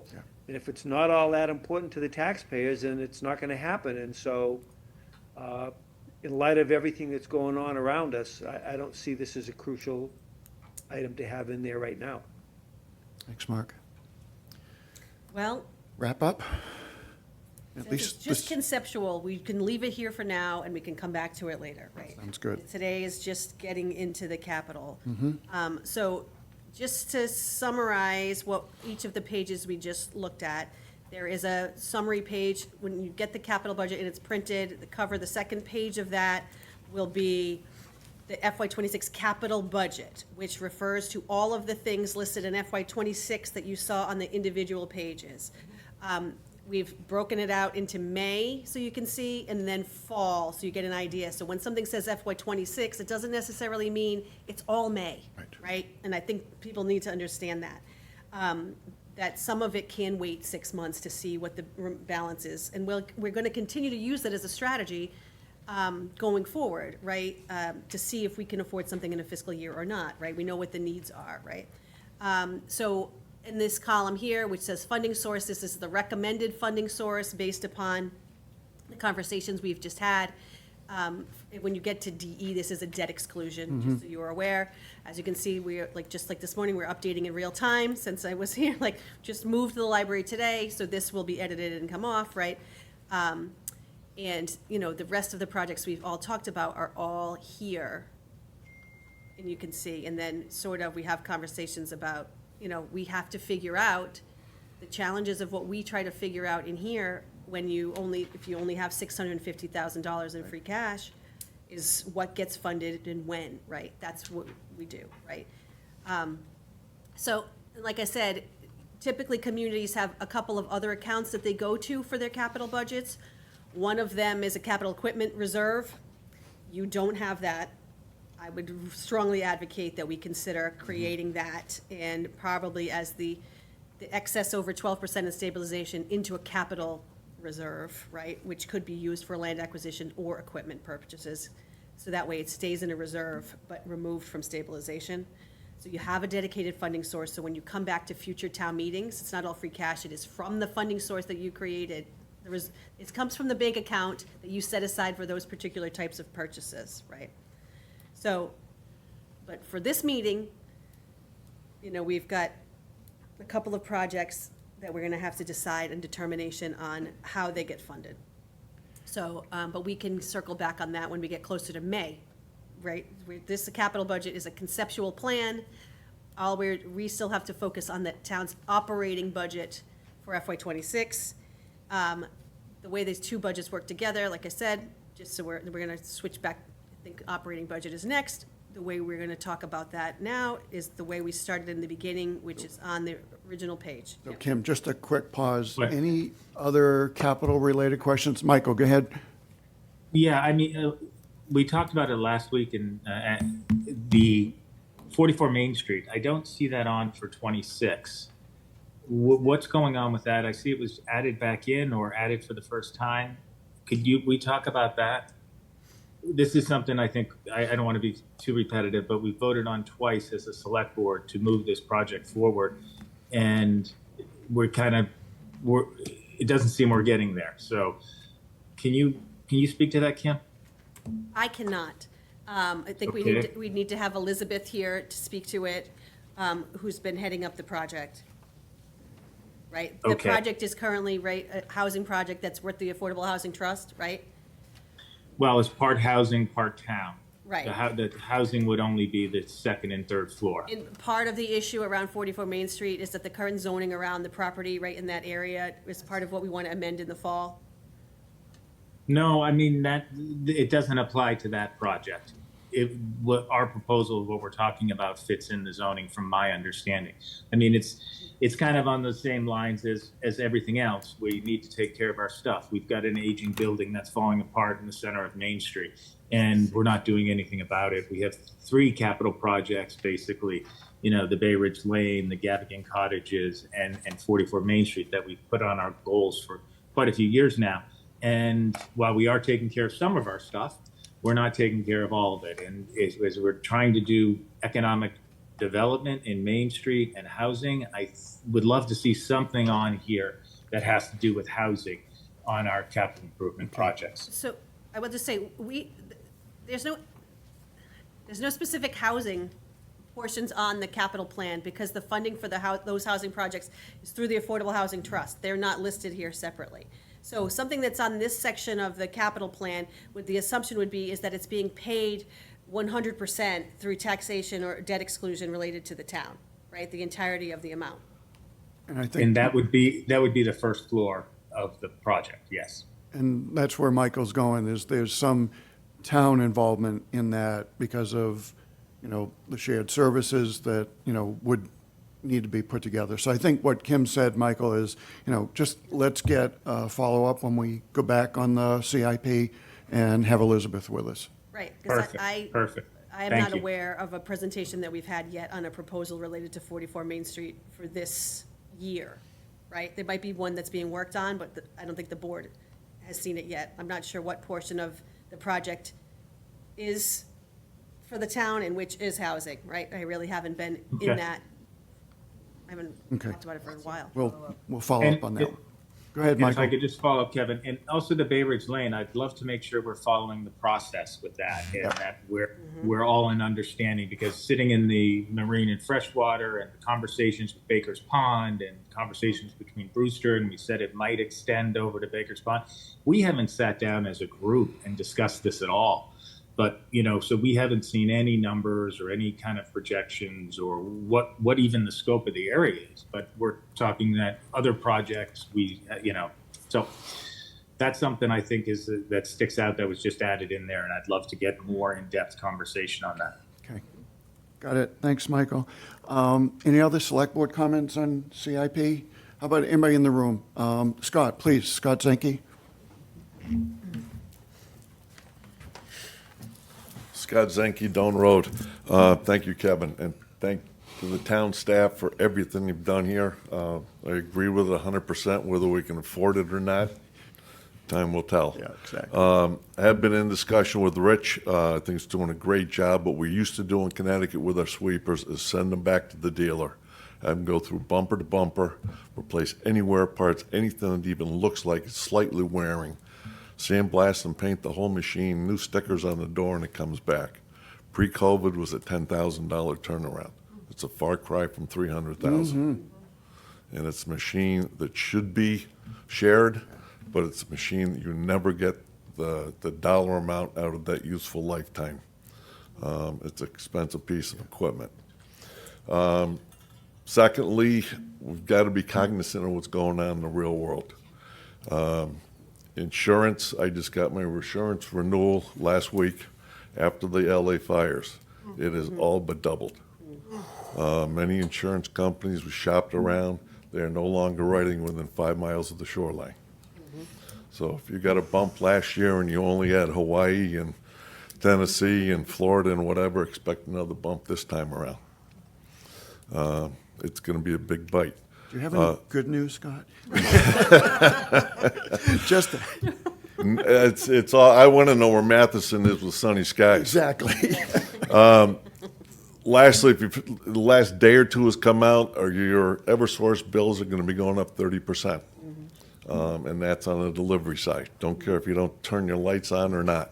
Or if I have solar, love it, but it's going up 30%. And that's on a boondoggle on Eversource on a $500 million bad investment that they sold for $100 million. And we're now picking up the tab going to the consumer. So I think it's going to be a trying year this year. I can see a lot of Florida resident seniors are going to second guess why I need a house on Cape Cod for 3 months out of the year.